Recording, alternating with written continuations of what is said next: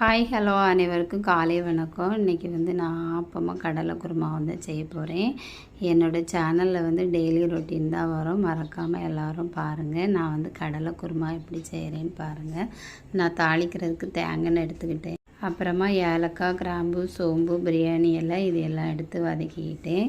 2 பெரிய வெங்காயம், 1 தக்காளி, ஊற வச்ச பச்சை பட்டாணி, இஞ்சி பூண்டு பேஸ்ட்டு இது எல்லாத்தையும் போட்டு வதக்கி எடுத்துக்கிட்டேன்.